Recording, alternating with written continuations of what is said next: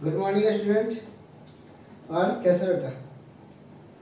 आज 9th class का chemistry का सबसे important chapter atom and molecule पढ़ा जा रहा था। ये चैप्टर क्लास 9th में तो इम्पोर्टेंट है ही, आपको क्लास 11th में, बाकी आगे जाके अदर क्लासेस में भी और कंपटीशन के लिए भी काफ़ी ज़्यादा इम्पोर्टेंट हो जाता है। ये चैप्टर, दो चैप्टर कौन कौन? Atoms and molecule and atomic structure या स्ट्रक्चर ऑफ एटम बोल सकते हैं। ये दोनों को चैप्टर काफी इंपॉर्टेंट है, ठीक है। इसकी शुरुआत कहाँ से होती है वो चलते हैं हम। ये शुरुआत जब 18th सेंचुरी में क्या हुआ था, साइंटिस्ट सारे एटम की खोज में लगे हुए थे। तो ऐसा क्या हुआ था, एटम किसने बोल दिया, खोज में क्यों लगे एटम के बारे में, है ना। एक इंडियन फिलोसफर थे, उन्होंने बोला, एक वर्ड बोला था परमाणु। क्या बोला था?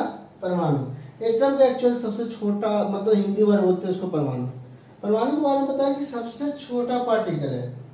उनका फिलोसफर का नाम था कन्नड़ साथ थे, है ना, कन्नड़ करके नाम था उनका, महर्षि कन्नड़। उन्होंने एटम को सबसे पहले बोला कि परमाणु, एक परमाणु सबसे छोटा सा पार्टिकल है, सबसे छोटा सा कण है, छोटा सा पार्टिकल है जिसको हम तोड़ नहीं सकते, ब्रेक नहीं कर सकते, सबसे छोटा पार्टिकल है। उस छोटा पार्टिकल का नाम क्या दे दिया गया? परमाणु। बाद में कुछ ही दिन के बाद, लगभग 1774 की बात है, जॉन डॉल्टन ने इसका नाम, इसका डिफाइन कर दिया। बोला कि दुनिया का सबसे छोटा पार्टिकल, और वही छोटा पार्टिकल क्या कहलाता है? एटम कहलाता है। मतलब बोलते हैं कि हर मैटर किससे बना होता है? एटम से बना होता है। यानी कि सबसे छोटा पार्टिकल कौन है बेटा? एटम, ठीक है। उसी के बाद एक इंडियन फिलोसफर ही थे, करते हैं, उन्हें बोला कि यार जब एटम को कंबाइन करते हैं, जब एटम छोटे छोटे पार्टिकल मिलता है, हर एटम एक दूसरे के साथ कंबाइन होता है, जब छोटे छोटे पार्टिकल मिलता है तो क्या फॉर्म करता है? मॉलिक्यूल। मतलब एटम हमेशा चाहता है कि हम कंबाइन स्टेट में रहें, और जब कंबाइन स्टेट में बनता है, कंबाइन स्टेट में फॉर्म होता है, तो क्या फॉर्म करता है? मॉलिक्यूल। उनका नाम था पकुद्दा कत्यम। उन्होंने बताया था बात कि जब कई सारे एटम या एक तरह के एटम जो मिलेंगे, यानी कि कंबाइन स्टेट में जो रहने की प्रक्रिया है, प्रोसेस है, उस कंबाइन स्टेट में जब आएंगे तो क्या फॉर्म करते हैं?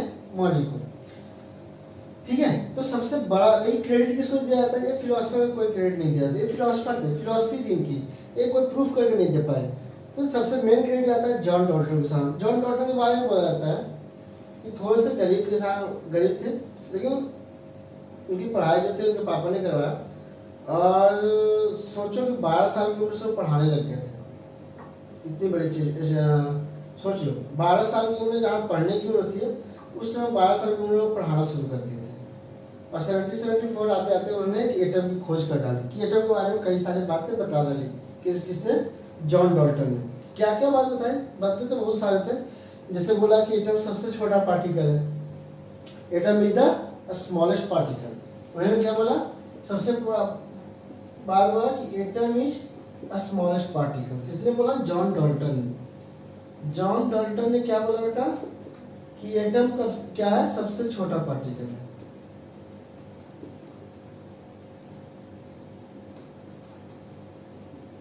पार्टिकल है। जब इन्होंने ये बात बोल दिया, इसके बाद कई सारे इसके ऐसे रूल थे, जो रूल इसके ऊपर काम के, मतलब आप जब आप कोई बात बोलते हो, साइंटिस्ट ने कोई बात बोलता है, सबसे पहले एक्सपेरिमेंटली प्रूव करना पड़ता है कि हाँ यार तुमने जो बात बोला सब सही है, गलत है।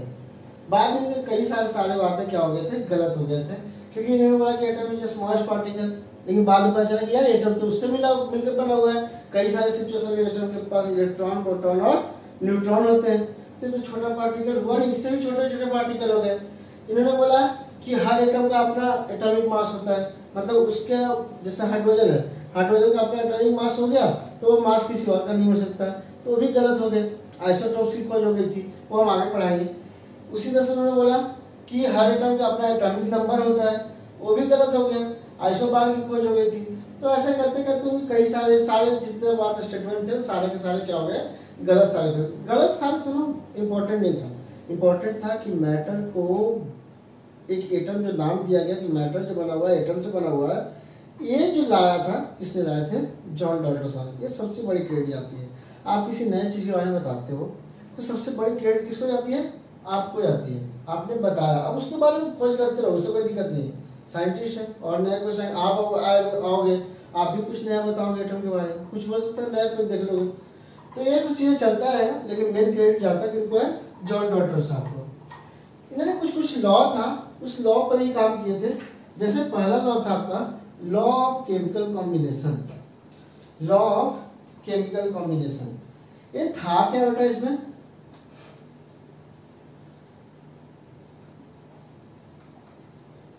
लॉ ऑफ केमिकल कॉम्बिनेशन ये एक्चुअली में था क्या। सबसे पहला था, इन्होंने एक साइंटिस्ट थे लेवोजियर, लेवोजियर स्पेलिंग देख लेना, स्पेलिंग गलती हो सकता है। लेवोजियर इन्होंने बोला था, इसने बोला कि इन्होंने दिया था law of conservation of mass, law of conservation of मास। इसका मतलब समझना, लॉ ऑफ कंजर्वेशन ऑफ मास का मतलब बोला कि यार कोई भी एटम है या कुछ भी नया फॉर्म होता है तो मास खत्म नहीं होते, मैटर खत्म नहीं होते। मतलब कि अगर हम किसी बर्तन में मान लो चावल बनाया, और चावल बनाना है मुझे, तो चावल डाला, पानी डालेंगे, है ना। तो चावल और पानी जब दोनों डाल दिए तो दोनों को मात्रा देख ली, चावल मैंने डाला आधा केजी, पानी डाला मतलब फिर आधा केजी, तो दोनों मिला के मेरे पास कितना होना चाहिए, 1 केजी होना चाहिए। कब होनी चाहिए, जब उसमें से कोई चीज निकालने की कोशिश ना हो, जैसे पानी एवोपरेट हो जाए तो फिर तो कम हो गया ना, वो ऐसा नहीं होना चाहिए। इन्होंने बोला था कि जब कोई बंद बर्तन में या बंद बीकर में आप रिएक्शन करवाते हो तो law of conservation of mass follow होता है। मतलब कि अगर मान लो कार्बन प्लस ऑक्सीजन को रिएक्शन करवाए तो क्या बना बेटा, CO2। इसका मतलब क्या था कि कार्बन के अगर 12 ग्राम लिए, ऑक्सीजन के 16 ग्राम लिए, तो एक ऑक्सीजन 16 ग्राम का हुआ तो 2 हो गया हमारे पास, तो टोटल कितने हो गए, 12 ग्राम और प्लस 32 ग्राम, मतलब कितना होगा बेटा, 44 ग्राम। तो ये जो बनेगा ये भी 44 ग्राम का ही होगा, ये जो नया बन के आएगा वो भी 44 ग्राम का ही होगा। दिखना है तो कार्बन 16 ग्राम का और ऑक्सीजन 32, तो कितना होगा बेटा, 44 का।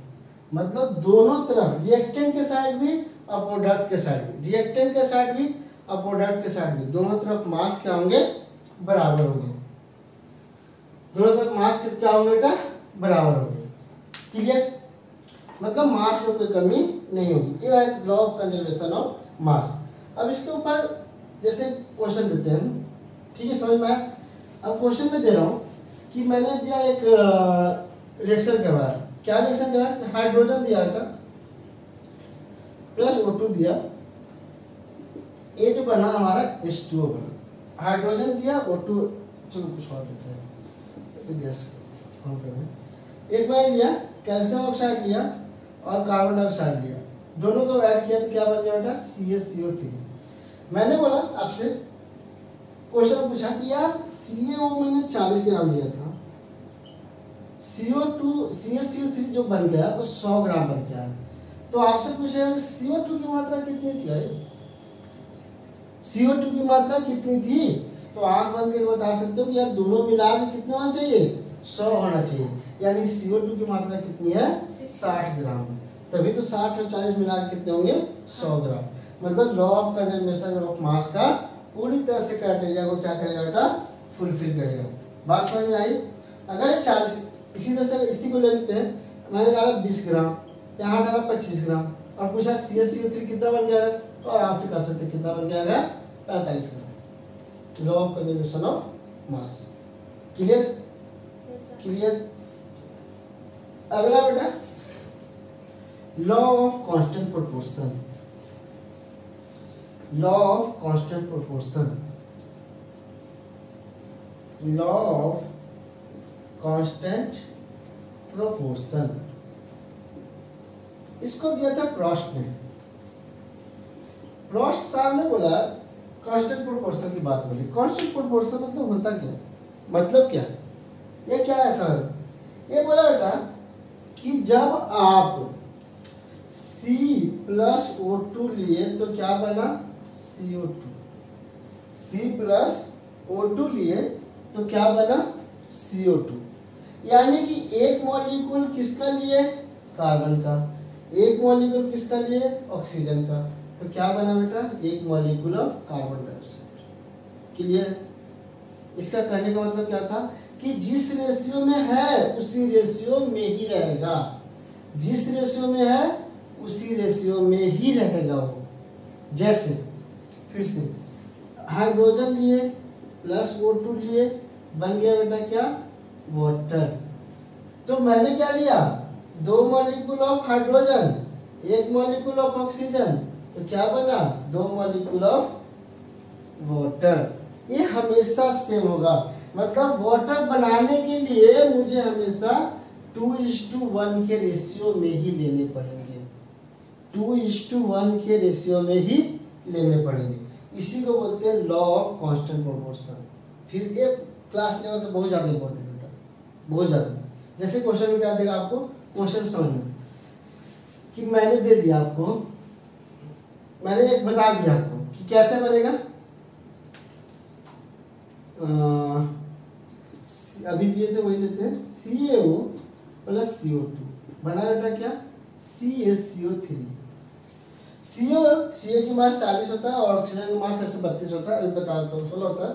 ये बन गया 56 और कार्बन का कितना आया दोनों मिला के 44 ग्राम, ये बना के मिला 100 ग्राम। अब ध्यान से देखना इस चीज को क्या हुआ है, 56 ग्राम अगर हम कार्बन CaO ले रहे हैं तो 44 ग्राम क्या लेना पड़ेगा बेटा, CO2। तब क्या मिल गया है, मेरे को मिल रहा है 100 ग्राम ऑफ CaCO3। क्लियर। तो अब बोला कि यार मैं ये काम करता हूँ, कैल्शियम ऑक्साइड ले लेता हूँ मैं जाकर 168 ग्राम। अब बताओ कि CaCO3 कितना बनेगा, CaCO3 कितना बनेगा। ठीक है, पहले तो बात CaCO3 कितना बनेगा, लेकिन इसमें दूसरा क्वेश्चन भी है क्या कि CO2 कितना लेना पड़ेगा। ये भी बात, ये नहीं घर में खाना बनता है ना, अगर 100 ग्राम दाल ले ले पूरा 5 लीटर पानी डाल के बना दे दाल, बढ़िया दाल बनेगा, ऑब्वियसली नहीं बनेगा, क्या होगा, खराब होगा, वो आप खा नहीं पाओगे, है ना। सेम बात है घर में ऐसे कई सारे ऐसी चीजें, मान लो खीर बनाने ले लिए, खीर में 250 ग्राम दूध ले लिए और चावल ले लिए 1 किलो, और बोलिएगा खीर बनाते हैं, अच्छा खीर बनेगा, इतना घटिया बनेगा कि उसमें चावल भी नहीं बनता है ना। सेम बात है बेटा, या तो बनेगा नहीं, उसको खीर नहीं कहेंगे, कुछ और कहेंगे, मीठा चावल बनाने जाएंगे, जो ट्रेंड है मीठा चावल, तीखा चावल, नमकीन चावल, ऐसा कुछ बोलने लग जाओगे। यहाँ पर सेम बात है बेटा, 168 ग्राम मैंने ले लिया कैल्शियम ऑक्साइड, चलो बड़े पर भी जाते हैं, छोटे पे रहते हैं। मैंने 56 ग्राम ले लिया कैल्शियम ऑक्साइड और यहाँ ले लिया 56 ग्राम CO2। अब बोले कि यार बन जा CaCO3, ये नहीं बनेगा, ये नहीं बनेगा। ये क्या करेगा बेटा, ये तो वही वाला बात हो गया, चाहिए था 56 ग्राम के लिए कितना कार्बन डाइऑक्साइड 44, आप दे रहे हो कितना 56, है ना, मतलब दूध से ज्यादा पानी मिला दे रहे हो, तो दूध अच्छा लगेगा, ऑब्वियसली अच्छा नहीं लगेगा, तो ये CaCO3 नहीं बनेगा। ठीक है, तो इसको कितना चाहिए 56 ग्राम है, तो ये कहें कि मुझे 44 ही दो भाई, बाकी अपने पास रखो, तभी मैं 100 ग्राम और CaCO3 दूंगा। क्लियर। तो अभी क्वेश्चन जो लिया था मैंने क्या लिया था 168 ग्राम, मतलब देख लो मल्टीप्लाई बाय 3, तो ऑब्वियसली आंख बंद करके बता सकते हो कि मल्टीप्लाई बाय 3 कितना देगा ये CaCO3, 300 ग्राम। ये क्लियर हो गया, 300 ग्राम कितना देगा बेटा 300, 168 ग्राम लेंगे तो ऑब्वियसली कितना देगा 300 ग्राम। तो अब सोच लो law of conservation of mass लगा देते हैं, मल्टीपल प्रोपोर्शन भी अपने आप पर चले तो खेल खेलता है उसके साथ, इसमें से माइनस कर दिया कितना आएगा 132 आएगा, तो दोनों मिला के 300 आ जाएगा। अब खुद देख लो, मैं कुछ नहीं करूँगा, ये भी 3 से मल्टीप्लाई हो रहा होगा, हो रहा है, देखो जादू, इसी को कहते हैं लॉ ऑफ कांस्टेंट प्रोपोर्शन, मतलब जितना ज्यादा मल्टीप्लाई इसको करोगे सबको उतना ही मल्टीप्लाई करना पड़ेगा, तब रिएक्शन जाए कंप्लीट होगा, तब आपको नया चीज जो चाहिए वो मिलेगा, अदरवाइज वो नहीं मिलेगा। ठीक है, तो प्रॉस्टार छोटे मोटे साइंटिस्ट नहीं थे, बड़ा दिमाग लगाकर बोलते यार, लॉ ऑफ कांस्टेंट प्रोपोर्शन की बात। ठीक है, क्लियर बेटा? मिटाओ इसको। चलिए अगला आपका है जॉन डाल्टन का कहानी, तो हमने सुन ही लिए थे। नोट्स अगर चाहिए आप लोग तो उस कमेंट में डाल देना, मैं नोट्स बना के दे दूंगा आप लोग को। और आपको यहाँ पर सबसे पहले तो सीखो कि क्या है, ठीक है?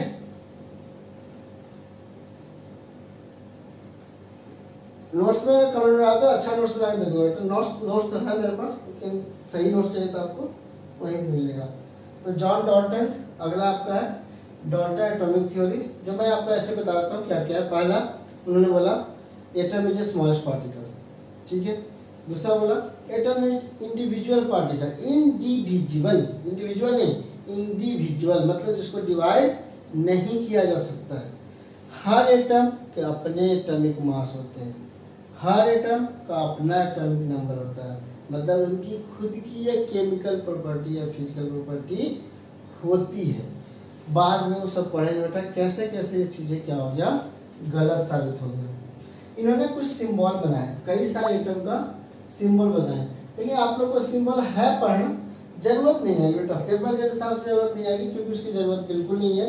जैसे उन्होंने कई सारी चीज बोला, हाइड्रोजन, हाइड्रोजन को सिंबलाइज किया उन्होंने डॉट डाल के। कार्बन, कार्बन थोड़ा काला होता है तो इसलिए इसने पूरे को क्या कर दिया, काला कर दिया, क्या ये गोल सा होगा, काला होगा। ऑक्सीजन, ऑक्सीजन हमारे लिए बहुत जरूरी है ना, इसको सर्कल बना दिया, सिर्फ सर्कल बनाया। फिर है फॉस्फोरस, फॉस्फोरस को इन्होंने कुछ इस तरीके से बनाया। फिर आपका सल्फर, सल्फर को उन्होंने कुछ इस तरीके से बनाया था, 4 भाग में बांट दिया इसको, ऐसा करके उन्होंने सिंबलाइज किया था। मतलब लेड, तो उन्होंने बोला एक सर्कल के अंदर एल डाल दो। गोल्ड, तो उन्होंने क्या किया था, सर्कल के अंदर जी डाल के थोड़ा थोड़ा डिजाइन कर दिया था, गोल्ड सुंदर लगता है थोड़ा, तो गोल्ड का ऐसा कर दिया था। सिल्वर, तो सर्कल के अंदर क्या डाल दिया, एस, ऐसे करके। और क्या दिया आपका मरकरी, मरकरी को उन्होंने ऐसा कर दिया था, सर्कल लगा दिया, फिर डॉट डॉट दे दिया चारों तरफ, खुशनुमा माहौल बना दिया मरकरी के साथ, खुशी खुशी वाला, है ना। आयरन, तो इसके अंदर में आई डाल दिया, ऐसे करके उन्होंने सिंबलाइज किया था। तो डाल्टन साहब तक की इतनी कहानी थी हमारे पास। अगले क्लास में हम पढ़ेंगे कि और साइंटिस्ट कैसे कैसे है, और मॉलिक्यूल के बारे में उन्होंने, हर साइंटिस्ट ने आगे एटम के बारे में क्या कहा वो हम पढ़ेंगे, और मॉलिक्यूल के बारे में पढ़ेंगे। तो एटम की कहानी जो पहले थी बेटा शुरुआत, ये थोड़ा सा इतना ही है, उसके बाद हम अगली क्लास में डिस्कस करेंगे। Thank you. पसंद आया तो लाइक एंड सब्सक्राइब कर देना, और आगे हम वीडियो बनाते रहेंगे आपके लिए।